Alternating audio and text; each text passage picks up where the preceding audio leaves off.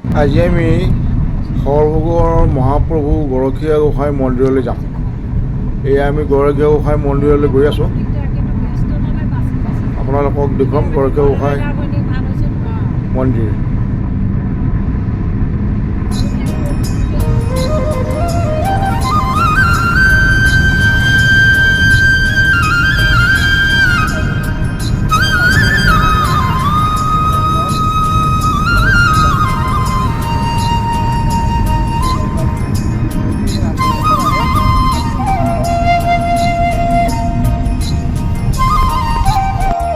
এয়া আমি সৰভোগৰ গৰখীয়া গোসাঁই মন্দিৰ পালোঁ।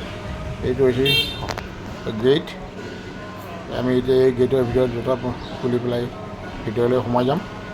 চাওক, আপোনালোকে অকণমান চাওকচোন বাৰু।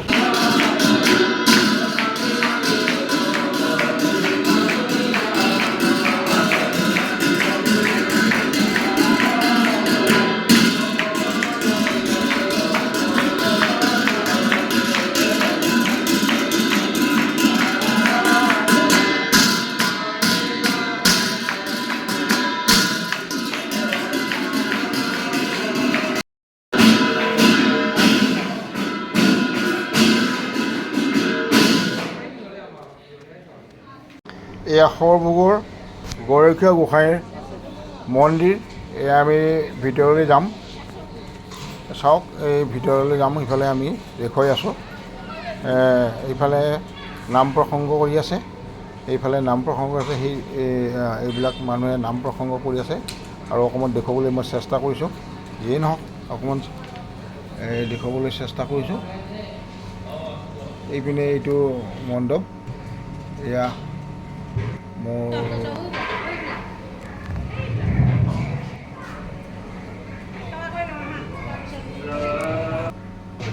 এয়া নাগাৰা। এইটো ইয়াত হাত নিদিব বুলি লিখা আছে। এইটো মানে ইয়াত হাত নিদিব বুলি লিখা আছে ইয়াতে। এইপিনে মানুহবিলাকে শৰাই দি আছে এইবিলাক। এইফালে নাম প্ৰসংগ কৰি আছে। এইফালে এইটো মেইন গোসাঁই ঘৰ। এইটো এইফালে এইটো মেইন গোসাঁই ঘৰ।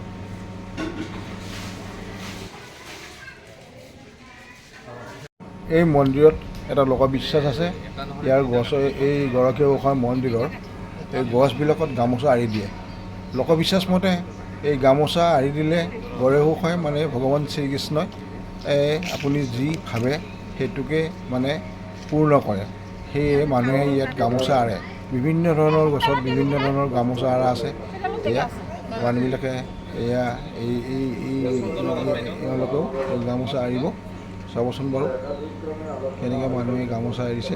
এই জনমানসৰ বিশ্বাস মতে মানুহে ইয়াতে যিমান পাৰে গামোচা আঁৰে। সেয়া আমিও গামোচা আঁৰিছিলোঁ।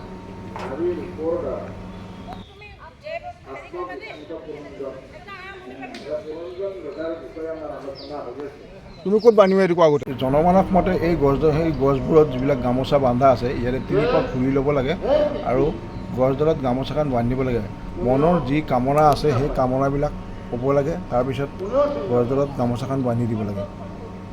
দিলে জনমানস মানে বিশ্বাস কৰা হয় যে ইয়াতে আপোনাৰ মনৰ আশা পূৰ্ণ হয়। ঠিক তেনেদৰে এয়া গামোচা বান্ধিছে আৰু 3টা গাঁঠি দিব লাগে। 3টা গাঁঠি দিয়াৰ পিছত মানে আপোনাৰ মনৰ পূৰ্ণ হোৱাকৈ ইয়াত সেৱা সন্মান কৰিব লাগে। কেৱল এই স্থানত মোৰ পিতৃগুণ মই নাজানো আৰু মোৰ পিতৃক আনেও চিনি নাপায়। কেৱল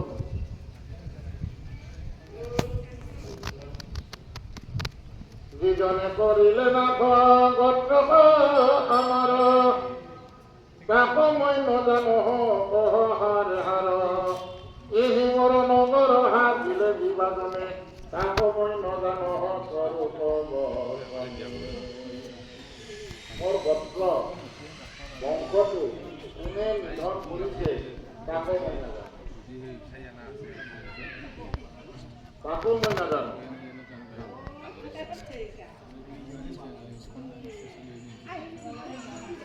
মোৰ নগৰখন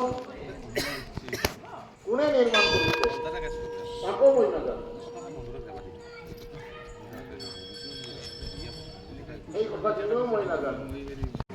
ৰাইজক দেখি মোৰো মন গ'ল, সেয়ে ময়ো এখন গামোচা বান্ধিবলৈ মানে বান্ধাৰ মানসেৰে আগবাঢ়িছোঁ। এয়া তিনিপাক ঘূৰিব লাগে হেনো, তিনিপাক ঘূৰি ল'লোঁ, লৈ পেলাই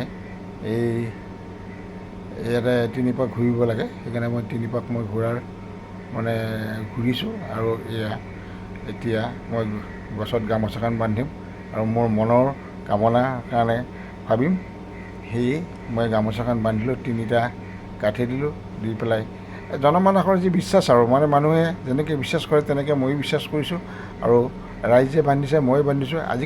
আজিকালিতো বিশ্বাসৰ যুগ, আমিতো বিশ্বাসৰ ওপৰতেই চলোঁ, সেয়ে ভগৱানক আমি বিশ্বাস কৰোঁ, সেয়ে ভগৱানৰ নামত আমি গামোচা বান্ধিছোঁ, ৰাইজে বান্ধিছে, বাছ সেয়ে আৰু।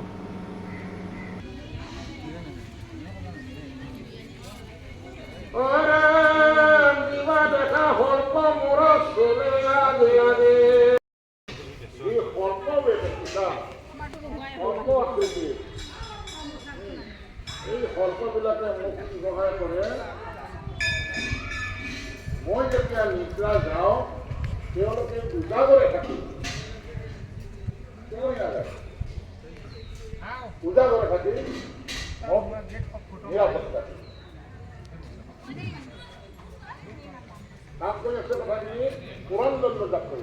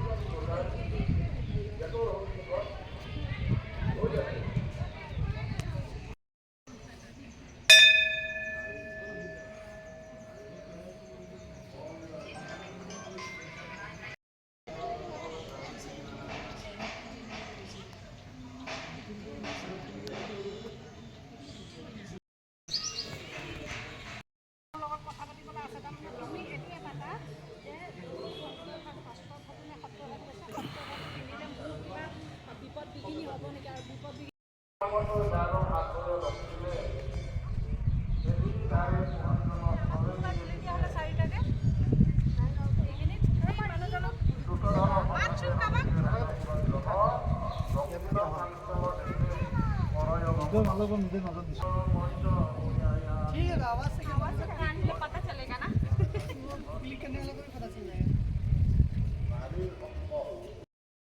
मोबाइल नहीं जाओगे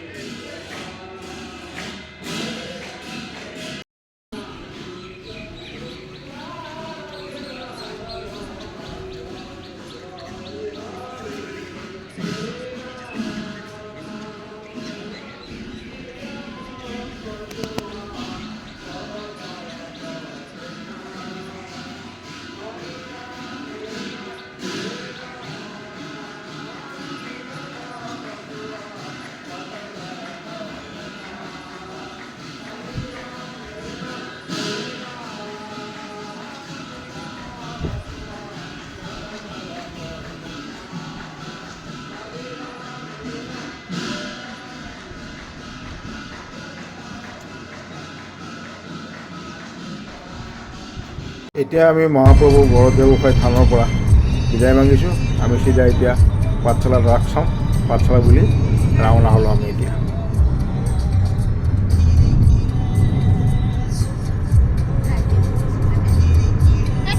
আমি এতিয়া মহাপ্ৰভু গৰখীয়া গোসাঁই মন্দিৰৰ পৰা উভতিলোঁ।